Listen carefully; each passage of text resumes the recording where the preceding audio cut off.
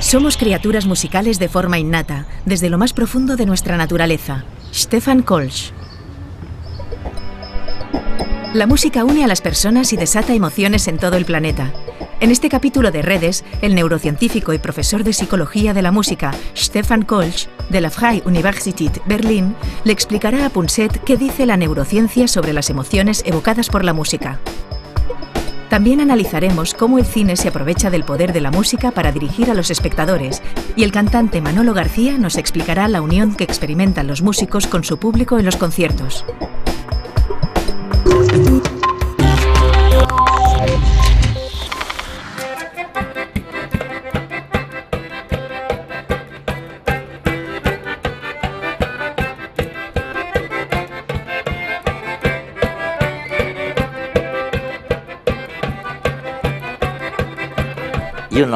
Sabes, algunos de tus amigos me dicen que nada tiene más impacto sobre el cerebro que la música. En el sentido de que afecta la memoria, incluso afecta el movimiento, las emociones, lo afecta prácticamente todo. Quiero decir, ¿la música es tan importante como dicen? ¿O crees que no hay para tanto? Creo que es muy importante y que, de hecho, se le podría dar la vuelta a la pregunta y plantearnos si hay alguna parte del cerebro que no se vea influida por la música. ¿Qué está ocurriendo en el cerebro de los que hacen música? Mientras producen sonidos, los escuchan y los coordinan con sus propios movimientos y con su propia producción de sonidos. Recuerdan lo que han producido antes, así como lo que producirán después. Quizás recuerden la canción, la letra.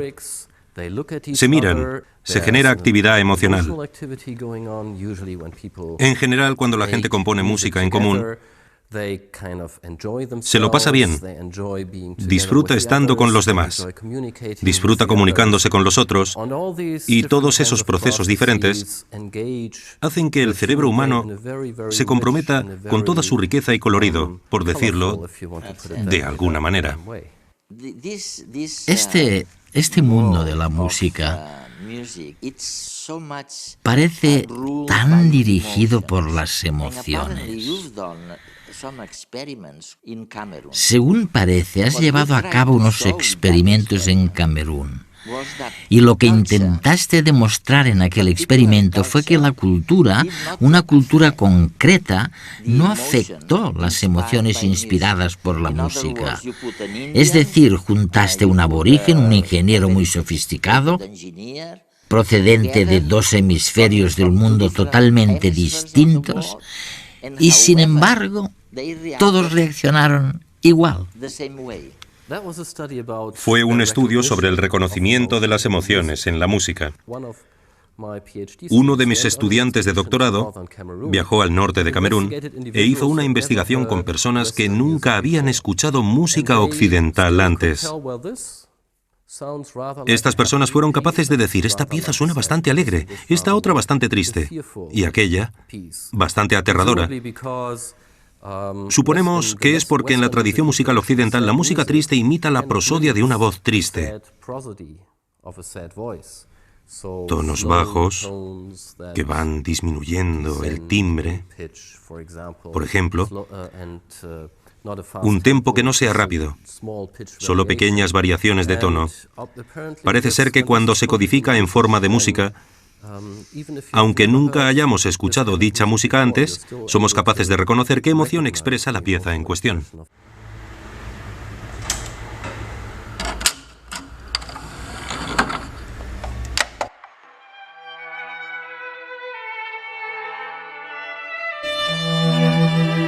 Hay canciones que consiguen ponernos tremendamente tristes. Suenan los primeros acordes, se nos hace un nudo en el estómago, nos asaltan los recuerdos. Y según el día que tengamos, puede que no nos sintamos con fuerzas para sumirnos en la tristeza más profunda. Otras canciones, en cambio, nos contagian alegría, buen humor. Que escuchemos una canción y la entendamos es algo extraordinario. Pensemos lo siguiente: la música es una sucesión de señales acústicas que nuestros oídos recogen y envían al cerebro. Allí se decodifican y se les da significado. Todo eso pasa en fracciones de segundo. Para ello, el cerebro tiene que involucrar a las emociones, unas de las encargadas más importantes de convertir el sonido en algo comprensible.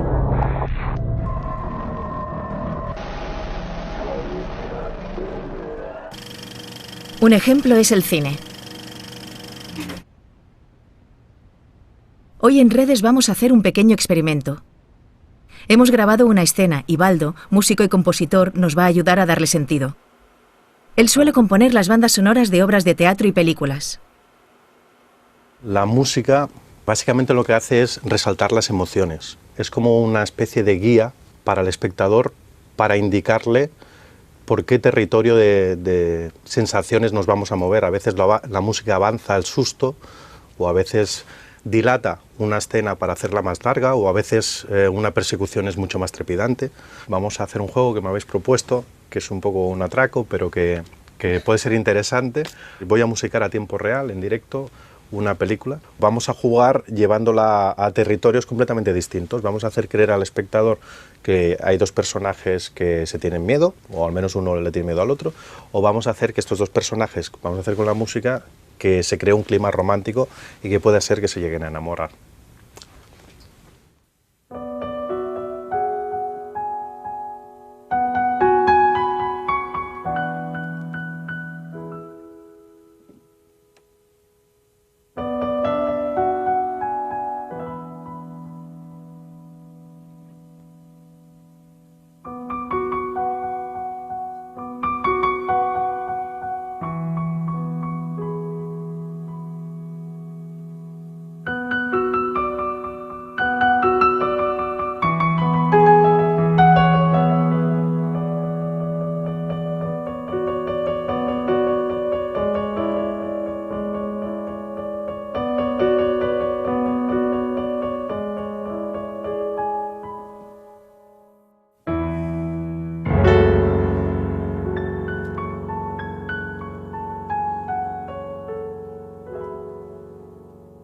Al final nos enamoraron.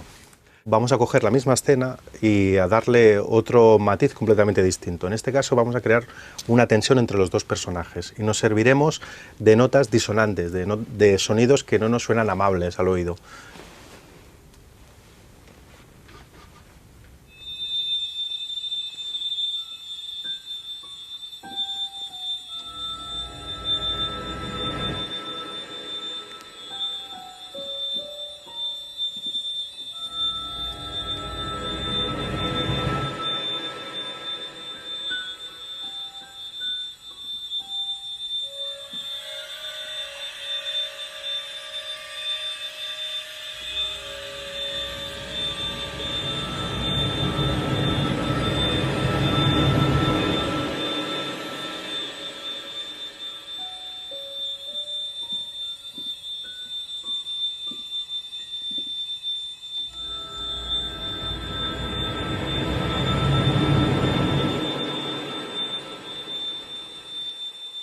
Estos sonidos producen cierta angustia al espectador que está oyendo y que codifica la imagen como una escena en la que va a pasar algo malo.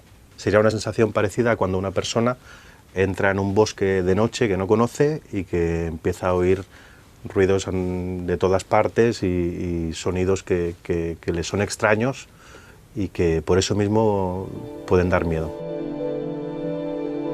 El cerebro necesita patrones para entender el entorno y darle sentido. Son reglas que usamos para hacer predicciones y formarnos expectativas, ya sea cuando estamos en medio de un bosque o mientras vemos una película. Nuestros ancestros utilizaban esas mismas reglas para salvar el pellejo. Si no hubieran inferido que un determinado ruido entrañaba peligro, seguramente hubieran acabado en la tripa de algún animal. Déjame que te haga una pregunta. ¿Por qué cuando estoy triste y me siento solo, algo que me ocurre muy rara vez, pero a veces puedo sentirme triste y solo, por qué la música me anima si es algo, sabes, movido, como pam, pam, pam, pam? Y en cambio, cuando estoy muy excitado, ¿Por qué pasa al revés? La otra música me calma. Quiero decir, ¿cómo puede ser que la música te anime o por el contrario te tranquilice? No me parece demasiado lógico. Eso nos muestra que, en primer lugar, la música tiene esa capacidad de ayudarnos a cambiar nuestro estado de ánimo, si lo deseamos. Desde la neurociencia sabemos que la música es muy poderosa a la hora de activar cada una de nuestras estructuras emocionales en el cerebro. Cuando llevamos a cabo experimentos neurocientíficos, vemos que podemos modular la actividad en prácticamente cualquier estructura cerebral emocional gracias a las emociones que despierta la música. Esto significa que la música es capaz de evocar el núcleo mismo, el núcleo de las estructuras cerebrales responsables y creadoras de nuestro universo emocional. Algo muy importante también para las terapias donde podemos intentar aplicar la música para ayudar a aquellos pacientes que padecen trastornos de sus estructuras cerebrales y que están relacionados con las emociones, que tienen algo que ver con las emociones. No solo la depresión, sino también el trastorno provocado por un estrés postraumático, en parte también los trastornos por ansiedad. Los individuos que han padecido traumas a causa de abusos u otras causas, por lo que tenemos un amplio horizonte a la hora de aplicar de forma más sistemática y generalizada la música como terapia. He leído algo en alguno de tus artículos sobre los niños autistas. Parece que escuchan o aprehenden la música igual que los niños no autistas. ¿Es posible esto? Quiero decir, ¿sienten la música del mismo modo? ¿No existe la diferencia que sí encontramos en el caso del lenguaje o en su capacidad para empatizar con otros? Unos pueden y otros no. De momento es muy difícil contestar a tu pregunta porque no tenemos suficientes estudios neurológicos sobre la relación entre niños autistas y la música. Pero lo que sí sabemos es que los niños autistas sienten un gran interés por la música y son propensos a componer música con otros. En entornos terapéuticos, también es cierto que resulta difícil comunicarse con ellos a través del lenguaje. En cambio, es más fácil hacerlo a través de la música. De hecho, algunos de nuestros estudios han probado que la música puede comunicar información. No es algo que simplemente crean los terapeutas de la música y que no tenga base científica. También estamos determinando qué instrumentos musicales pueden fomentar la empatía y el reconocimiento de las emociones. Es algo que estamos probando con niños autistas, pero también dentro del currículum escolar de los niños en general, porque es una forma divertida de experimentar las emociones, de aprender a reconocer las emociones y otras cosas, de encontrar nuevas formas de expresar las emociones, de ampliar el vocabulario referente a las emociones. Lo realmente fascinante es esa cohesión social que tú señalas en la música. No es tanto una cuestión individual, como cree mucha gente, sino que el impacto es social y une a unas personas con otras. Es algo tremendamente social la música. ¿Es cierto? Sí, y no solo es cierto, sino que creo que es una de las cosas especiales que tiene la música. Uno de los grandes poderes de la música. La música despierta en nosotros todas esas funciones sociales cuando la hacemos juntos. Como humanos, somos una especie social y no podríamos haber sobrevivido a lo largo de la evolución sin cooperar ni comunicarnos, si no hubiésemos manifestado un comportamiento social con otros individuos. Mientras hacemos música, volvemos a vivir todas esas experiencias y ponemos en marcha todas esas funciones sociales. Es decir, averiguamos qué quiere el otro, o qué intenta, o qué desea, o qué cree, sin que nos lo diga explícitamente. Hay experiencias emocionales en las que después de hacer música juntos, todos nos sentimos felices, mientras antes, en cambio, quizás estábamos enfadados. Y el resultado de todo ello es esa especie de cohesión social. Nos gustamos más que antes, estamos más unidos que antes, confiamos más los unos en los otros, pensamos que el otro nos ayudará cuando nos sintamos solos o tengamos un problema. ¿Podríamos decir que si habláramos menos y escucháramos más música, habría más altruismo en la sociedad? Creo que deberíamos hacer ambas cosas. Si bien es cierto que existen algunas sociedades donde, si dos personas están enemistadas y acuden a los tribunales, no es un tribunal real porque no tienen la organización social que tenemos nosotros, se espera de ellos que canten. No pueden pelearse. Bueno, pueden exponer el motivo del enfrentamiento, pero tienen que cantar el motivo de la pelea. Así es, resulta increíble, ¿no? Porque la gente no puede mentir con la misma facilidad cuando canta y se enfrentan unos a otros de una manera mucho más cooperativa. De un modo que tiene mucho más sentido que cuando simplemente nos gritamos. Hay sociedades sin escritura, pero ninguna sin música. Las melodías nos unen, nos hacen compartir estados de ánimo, forjan lazos sociales y fomentan la cooperación. En algunas culturas incluso se usan como forma de rebajar tensiones y para solucionar diferencias entre personas. Se ha visto que al escuchar música se activan las áreas del cerebro que se encargan de la imitación y la empatía. Son las zonas donde están las neuronas espejo, que actúan reflejando las acciones e intenciones de los otros como si fueran propias. De esta forma podemos sentir el dolor de los otros, su alegría, su tristeza, imitar sus acciones. Quizás por eso la música es capaz de tocar nuestras emociones y crear lazos sociales, porque nos permite compartir sentimientos. A lo largo de la historia, los seres humanos nos hemos unido para bailar, cantar y celebrar rituales. De hecho, no hay celebraciones que valgan que no tengan música, y eso ha sido así desde las primeras tribus hasta los conciertos actuales de rock.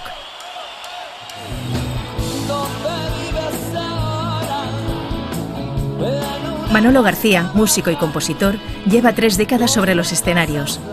Con el último de la fila y después en solitario, ha conseguido unir y emocionar con sus temas a varias generaciones.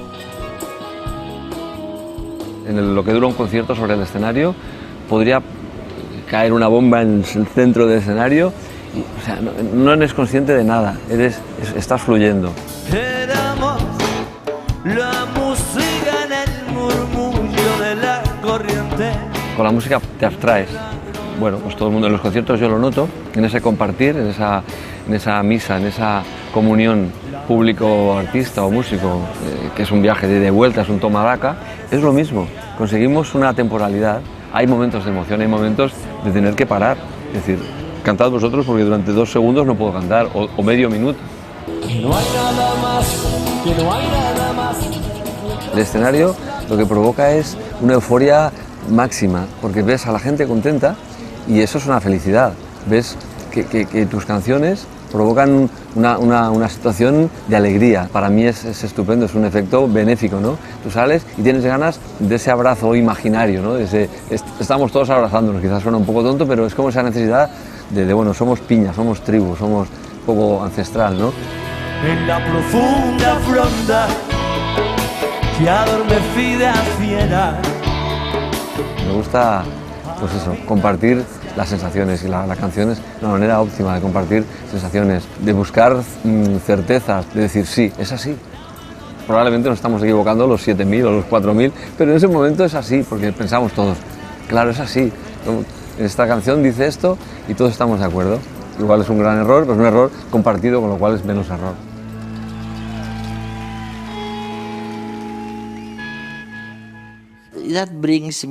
Esto me lleva a una pregunta muy importante, para la que imagino que aún no tienes una respuesta definitiva. Me gustaría saber si se trata de una capacidad innata o si es algo que adquirimos, quiero decir, la capacidad de entender la música.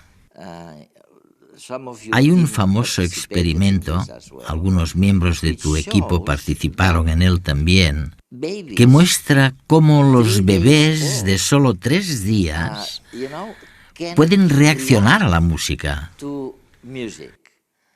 Así que realmente, si alguien que tiene solo 3 días puede reaccionar a la música, probablemente estamos hablando de algo que es innato, ¿no? Estoy totalmente convencido de ello, sí. Somos de forma innata, desde lo más profundo de nuestra naturaleza, criaturas musicales, muy musicales todos nosotros. Y hay una buena razón para ello. Además de que nos permite desempeñar todas esas funciones sociales mientras hacemos música, también necesitamos esas capacidades para aprender a hablar. Cuando nacemos, no sabemos qué significa pechos, leche, beber o sorber, pero aprendemos a hablar al escuchar los sonidos musicales del lenguaje. Y así es como los niños aprenden a hablar. Escuchan la música del habla y al hacerlo también entienden el lenguaje. No es el único aspecto del lenguaje que aprenden. Eso es, sí, no es el único aspecto del lenguaje que aprenden, pero evidentemente es algo muy importante. Afortunadamente somos muy musicales porque si no nos costaría mucho aprender a hablar o a aprender idiomas. Es gracioso, porque lo que dices es que hay una especie de canción, una especie de forma musical de hablar con los bebés, como hacen las cuidadoras, ¿no? Ya lo sabes, ¿no? En realidad no les hablas, más bien les cantas. Y según parece, dices que esto es lo que entiende el bebé. Se ha demostrado que cuando las madres hacen al hablar con sus hijos, esto es buenísimo. Bueno, está claro que para que nos entiendan es importante jugar con la entonación. No solo los adultos se entienden mucho mejor cuando no hablan con una voz monocorde, sino que le ponen una cierta entonación y ritmo. En el caso de los niños también es muy importante porque hay estudios que demuestran que si los padres no hablan con sus hijos jugando con la entonación, los niños son mucho más susceptibles de padecer trastornos del habla y del lenguaje. Es increíble, ¿verdad? Es fantástico. ¿Sabes? Solo con escucharte, increíble. ¿No es fantástico? Increíble. ¿No es fantástico? Ya hay un cierto ritmo. Y además, tienes una voz muy melódica. Tu voz sube y baja. Me muestra subiendo y bajando el tono, yendo más rápido y más despacio. ¿Dónde están los límites de las frases? ¿Dónde se acaba la frase? ¿Cómo te sientes? ¿Cuánto deseas que algo ocurra? ¿Qué deseas? ¿Cuáles son tus intenciones? Y cosas semejantes. ¿A quién se le ocurriría entonar una melodía para pedir una pizza en el restaurante? Hasta hace poco creíamos que la música solo servía para transmitir emociones, pero Kölsch ha demostrado que también puede comunicar información semántica, como las palabras. Si después de oír la frase «me gusta el café con azúcar» nos dan a elegir 2 palabras, leche o cortina, siempre escogeremos leche porque tiene más coherencia semántica con la frase.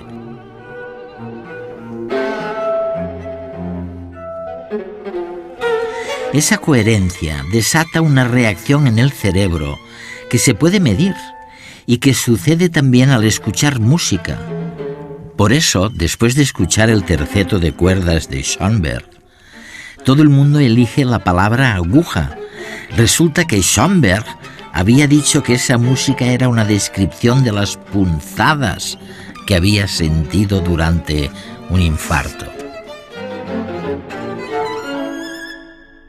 A menudo cuando hablamos de emociones, utilizamos palabras para referirnos a algo que sentimos en nuestro cuerpo. Wittgenstein lo denominó Empfindung, sensación en castellano. Ahora bien, cuando utilizo una palabra para referirme a una sensación de mi cuerpo, y tú utilizas la misma palabra, ¿cómo puedo estar seguro de que nos estamos refiriendo a lo mismo? Dado que no existe una correspondencia unívoca en el cerebro entre nuestras sensaciones por un lado y nuestros centros lingüísticos por el otro, tiene que producirse una transformación de la información desde las sensaciones al lenguaje. Y nunca se sabe. Y nunca se sabe, pero ¿y si utilizamos la música? ¿Y si utilizo la música para evocar algo en ti, sensaciones o Empfindung, que se parezcan a los Empfindung y sensaciones que tengo en mi cuerpo? A veces la música puede hacerlo mejor. Con la música podemos comunicar esa información incluso sin que se vea distorsionada por las palabras. De hecho, a menudo le digo a la gente o les recuerdo que el lenguaje no es, como ellos creen, algo para hacerse entender, sino que es un instrumento maravilloso para confundir a los demás. Creo que en el caso de la música no se puede decir lo mismo, es más veraz. O sea que realmente, si niños que sufren autismo pueden comunicar con otros mediante la música de una manera que no lo pueden hacer con las palabras, si ellos pueden empatizar, ponerse en el lugar de los demás, entonces yo creo que no hay ninguna duda de que no tienen más que ganar con la música. Y no es seguro que siempre sea así con las palabras. No existe casi ninguna parte del cerebro que no se vea afectada por la música. Stefan Kolsch.